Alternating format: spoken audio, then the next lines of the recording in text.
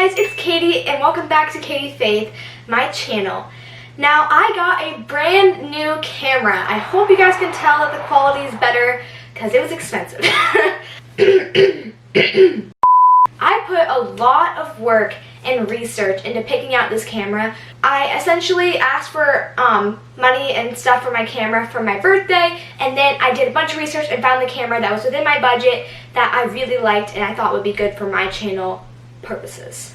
Since I just got a new camera and there might be a little bit of a learning curve for me, like for example right now I definitely was just looking at the viewfinder the entire time, so just let me be as I adjust to this new camera, but I really hope you enjoy the better quality and I'm really excited about it. But today's video is actually not specifically just about my new camera. I wanted to share with you guys all of my experiences that I learned from trying to purchase this camera. It took a lot of research. I kept like a running Google Doc, all the cameras I was interested in. I was like making sure that I found the one for me. So I wish I kind of had like a guide to show me the basics of what you need. I did have a few YouTube videos that I watched that were helpful and I linked those down below. And I'm not a professional in any way, shape, or form. I'm literally just a YouTuber that bought a camera and decided to share with you guys how I picked mine out. So I'm going to be giving you 5 basic things to look for in a camera, a beginner's camera for YouTube, because this is kind of what I figured out from all the research I did and how I ended up picking out my camera that I have right now and that you are seeing the footage from. Without further ado, here are the 5 basic features, things to look for in a camera for YouTube, for noobs like me.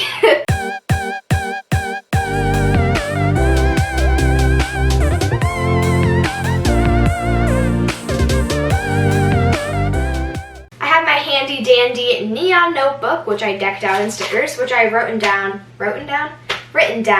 all of my main points to talk for. So if I'm holding this, that's why. So the first thing is all of the technical things. It's kind of confusing and a lot to think about, so I'm just going to be giving you the very brief rundown. If you want to learn more, then you might want to go to a more extensive video, but this is just the very basics. So first there's the frame rate. You have the general 30 frames per second, which is like most cameras that are cheaper, and then it goes up to 60 frames per second, which is this camera that I'm on right now is 60 frames per second, which is way smoother and better for the camera. You're seeing 60 pictures moving per second essentially.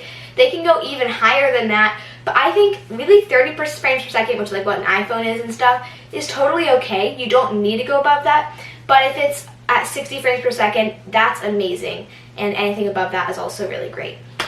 Next thing you might want to think about with technical is sensor size. The sensor has a lot to determine with what the quality of your video is.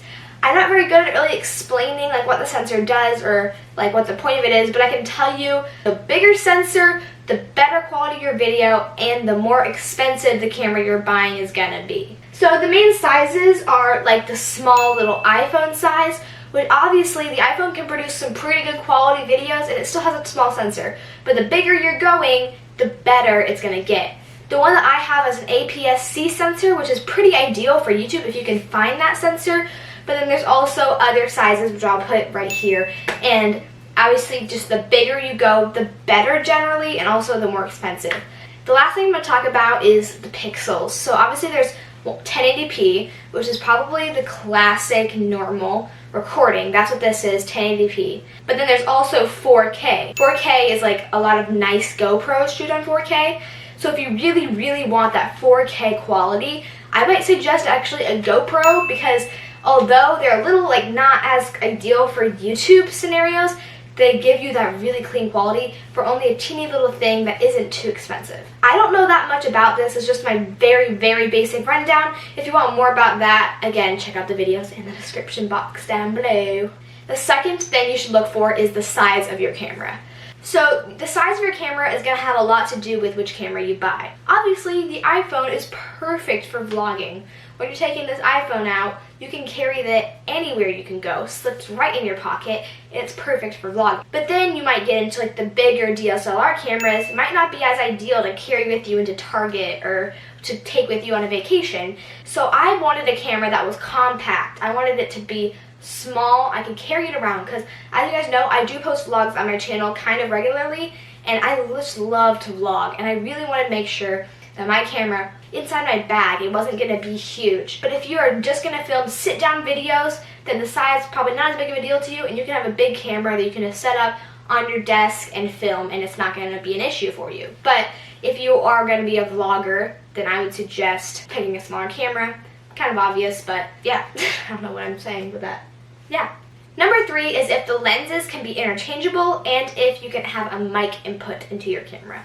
Now, my camera does have interchangeable lenses, which was kind of a big thing for me because I knew that maybe as I grew bigger or whatever, I would want to have different lenses for different things that I was doing. But if you really aren't planning on going really crazy with your camera and you're okay with a fixed lens, which is when you can't change out the lens, then fixed lens should be totally okay for you. Interchangeable lenses can be something that you can definitely look for. The next thing is going to be a mic input, which is in the same category as this, but I'm just saying it's like another section in it. If you have a mic input, you can insert a mic into your camera. My camera actually does not have a mic input, which was like one of the only things this camera didn't have that I didn't like. But I think that the in-camera sound system is really good. So it gives me a good quality sound without having to have an attached mic. But obviously if you do really want to have an attached mic later, I would recommend having a mic input in your camera. So just make sure you look at the description of your camera whether it has a mic input or not. The fourth thing is another thing that vloggers need to consider, and that is a flip screen. So whether your camera can flip all the way up so you can see the viewfinder as you are recording. So this is really great for vloggers because if you're holding your camera out like this, you want to be able to see yourself, make sure you're in focus, make sure you're in frame. So you want to be able to flip up the back so you can see the viewfinder as you're watching. This was Super important for me. and I actually almost bought a camera that didn't have a flip screen, but then I was like, no, I'm not settling for a camera that doesn't have a flip screen. And even when I'm sitting down, like right now I have my viewfinder flipped up. Other people might not care as much if you really are only just doing like basic sit-down videos and you don't really care for that, or if you're just gonna be like recording things like this, you might not need that. But in my opinion, I think it's really helpful and I really wanted them. Typically, they're more expensive when they have the flip screen, which was really sad. They ask you how you are, you just have to say that you're fine when you're not really fine, but you just can't get into it because... Yeah, sometimes it's harder to find them with the flip screen that are inside your price range, but it's a price you have to pay for a good quality camera. The very last thing I'm going to mention is the price. Obviously, the price is going to be a factor. There were some cameras that I really, really liked. I liked everything about them, but I simply couldn't afford them. I currently am not making any money off of YouTube, and I'm earning money like every other teenager is. Babysitting, pet sitting, house sitting, sitting. Although I could make money off of YouTube in the future, I didn't want to spend my entire life savings on a camera for something I wasn't making money for. And it just depends for you on how much you want to spend for this camera. If you are already making money off of YouTube, then maybe you like have saved up some of that money and you want to spend it to get a good quality camera that's in the $600, $700, $800, even $1,000 range. That's totally awesome and you're going to get an amazing camera for that price. But if you're more like me and you're looking for a more budget camera, then you have to focus on finding a camera that's cheaper. Some tips for this are to go to the the Canon refurbished page, because they have cameras that have been refurbished and they're typically a lot cheaper. Also, you can go to eBay and get used cameras. I personally didn't want to do this because I was just kind of nervous about it not working, but it's totally okay if you want to go to eBay and look at used cameras. I'm sure most of them will work perfectly, amazingly fine. Even having things like Wikibuy and Honey installed in your computer can also help you save money. So now we're going to get into just a few tips that I picked up from picking out my camera. So yeah, let's go over them. Okay, so you want to look for different like packs with your camera. My camera, the original one that I found that made me find the camera, was a pack that came with a bunch of accessories. But it was a lot more expensive because it came with all that stuff.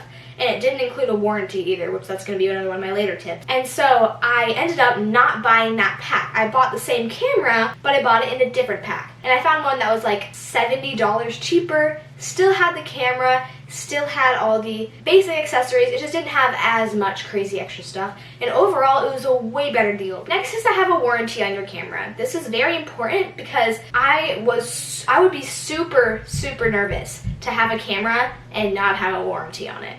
Make sure that you either buy an extra warranty that comes with the camera or find a camera pack that comes with it. The next tip is going to be to read Amazon reviews and to watch YouTube reviews. Almost every camera you're going to be looking at most likely has a YouTube review. Just type in whatever the name is, enter review, and then enter. And you will find some great reviews on that camera. I watched like 2 or 3 of them of this camera. I liked everything about it. I was like, that's kind of what made me put that last push to go ahead and buy this camera. You can also read the Amazon reviews. A lot of them will say like, yeah, this camera is really great in low light. Yeah, the camera does this. Yeah, the camera's perfect for YouTube. All that. Read the Amazon reviews as well. Those are great.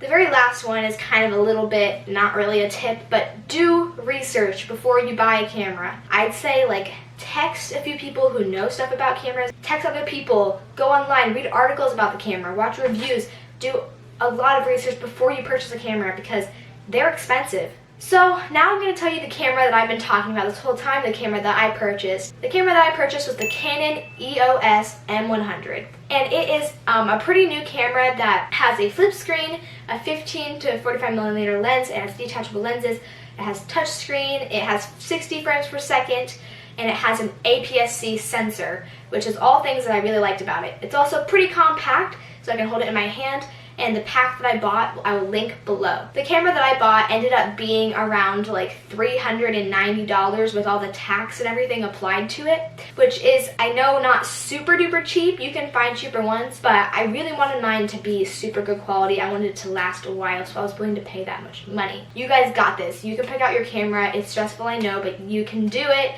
Thank you so much for watching this. I really hope it helped you out in some way, shape, or form.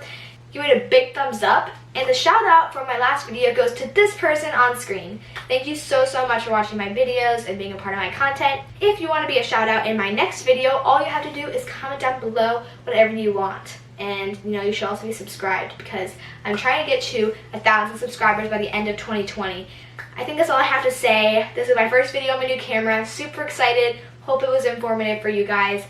Love you. Bye. Bye.